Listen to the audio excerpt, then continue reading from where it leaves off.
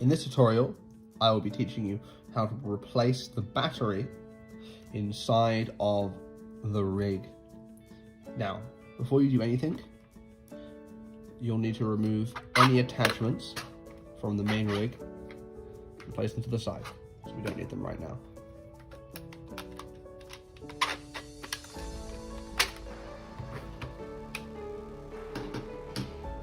Fortunately, to replace the battery, we only need to remove this part here.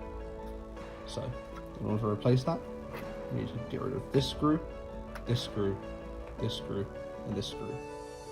Now, these back screws are considerably longer than the ones we need to remove on the front. In order to remember that, I would recommend putting them to the side. In fact, for the back ones, you don't even really need to take them out fully.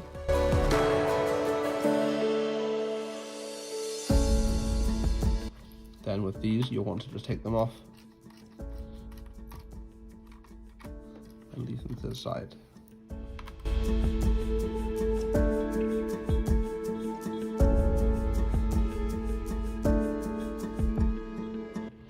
Okay. The screw doesn't seem to want to come off, but that's fine. So what you want to do is you want to slide this out. Now sometimes these can get caught on the top part, but that shouldn't matter too much. Sometimes.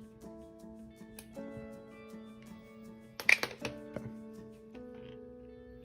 This old battery we don't need.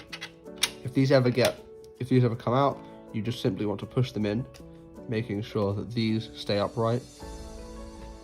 This flat surface here remains on top. So we'll replace this battery, a brand new battery. Then all we need to do is slide this back into here. Now I recommend you do the back screws first.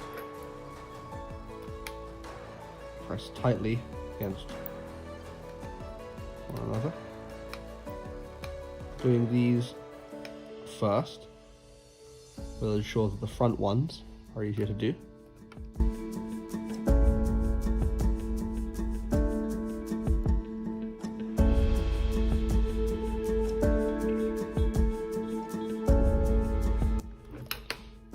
And then you can put any of your modules back on.